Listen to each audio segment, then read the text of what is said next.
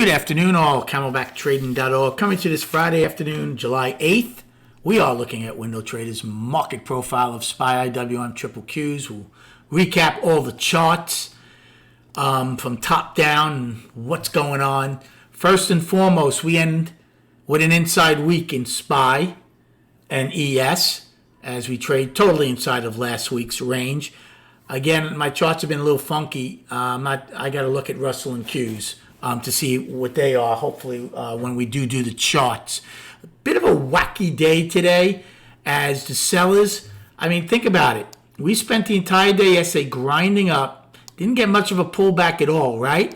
And so what do we do today? We open below our afternoon pullback and then actually try to go and get yesterday's low. Don't get it. Come back, attempt to go trend up, give it all back. Now, I was away for a bunch of this. I had to go, I had an appointment I had to go to. And then we take it all back, get everybody excited that we're going to make a new high, and roll over. We all basically did that. So I will be using H as a pullback in SPY and triple Qs. Russell, I would use L as the afternoon rally high, and they were a little too close to the day's low for an afternoon pullback. I, again, didn't trade a lot. I'm having a lot of issues with both computers and internet. Hopefully going to get a lot of that worked out.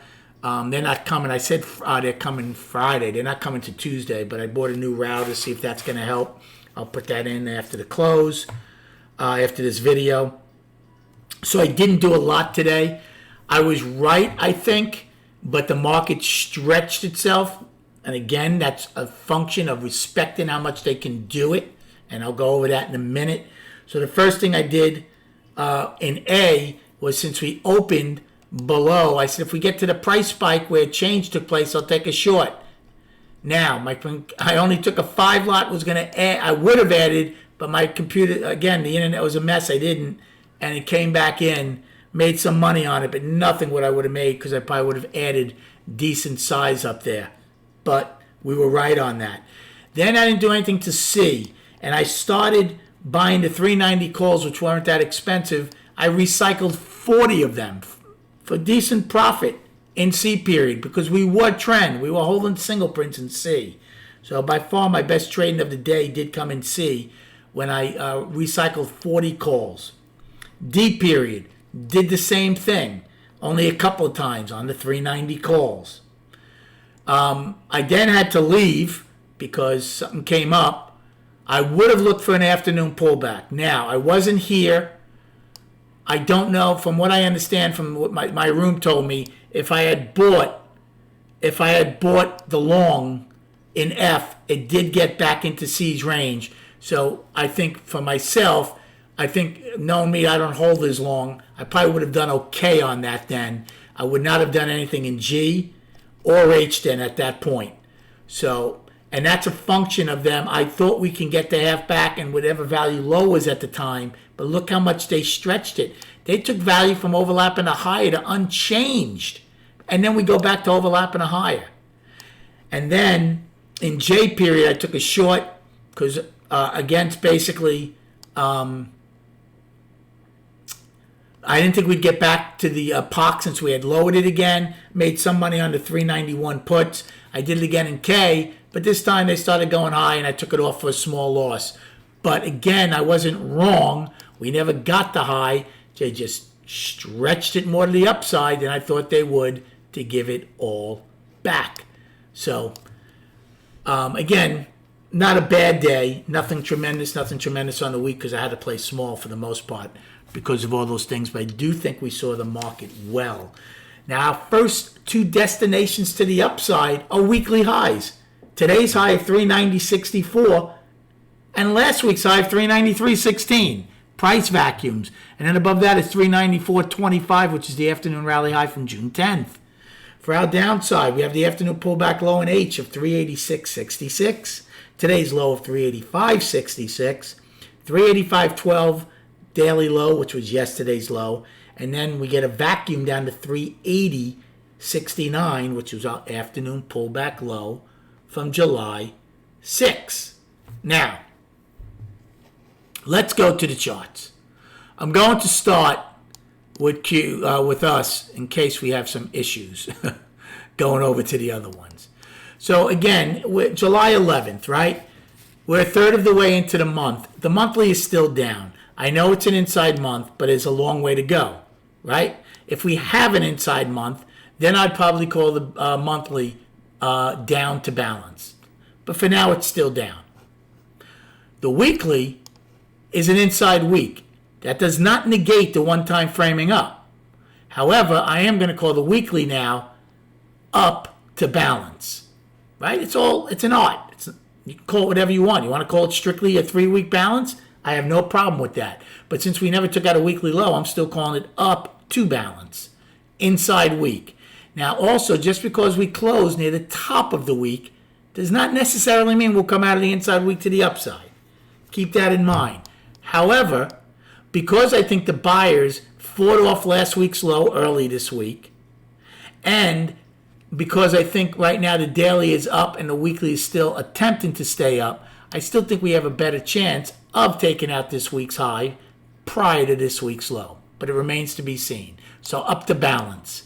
And then the daily, let's see if it's going to come up. There it goes. See the way it's lagging? The daily is firmly up. We came out of a 4-day balance 3 days ago, and and that was also an outside day up, don't forget. And when we're one time framing up 3 days. Up, up, up. I still think the odds of testing the 50 are still better than the 20. That's how I'm looking at it, based on how the market's acted. Now let's go to Russell, if it comes up, of course. There's the monthly. Nothing's changed. Russell keeps going back and forth through this critical 173.39 level for the month. At some point, you need acceptance over it. If you do, you should stop the one-time framing down the monthly at some point and come into balance. But it's down right now on the monthly. The weekly, now the weekly is same. We didn't take out last week's low, right? Let me see. Oh, we did by 3 cents? We did. So officially the weekly is in balance because we did take out last week's low. Now, righty is probably poor against last week's low. But for now, this is now firmly a 3-week balance. Can you call it a 4-week balance and encompass the yearly low? Of course you can. It's an art, not a science. Nobody's going to say you're wrong to say this is a 4-week balance. Nobody's going to say you're wrong to say it's a 3-week balance. Whatever you want to call it. But we are in balance now. I did not realize they took it out. So the monthly's down and the weekly's in balance. And the daily is up. One-time framing up 3 days, and they're getting close to their 50, which is at 178.26. In fact, today got within $1.27 of it. So again, down monthly, balance weekly, up daily for the Russell. And then on the triple Qs, monthly, same as all three of us, down, but we're inside of the previous month.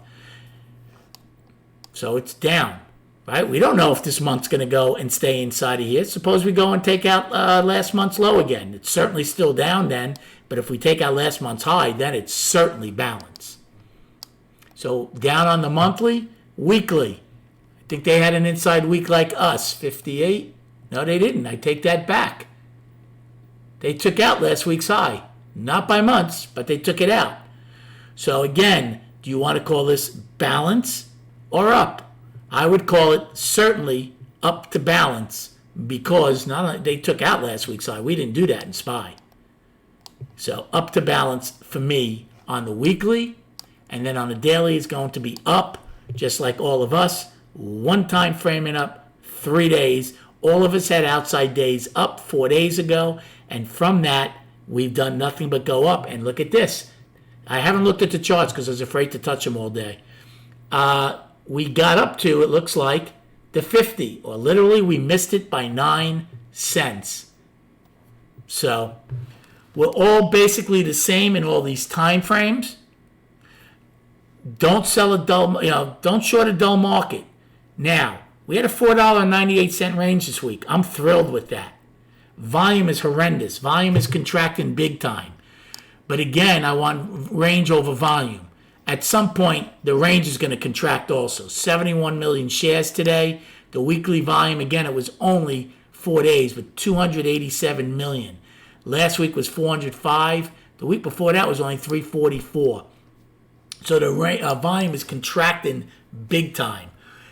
Because we're coming into a week, next week, where earnings really don't start in earnest until I know there are bank stock earnings out, but think about it. The minutes are out, the job numbers out, and the market kind of shook all that off this week, right?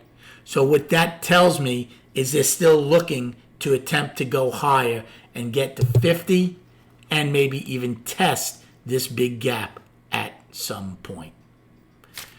Thanks for the likes and subscribing to this channel. Check out camelbacktrading.org. And also go to Amazon and get yourself a copy of ALGO the Alligator. I think your kids would like it. And as traders, I think you would find it pretty amusing also. Enjoy your weekend. Stay safe. And we'll speak prior to the opening on Monday.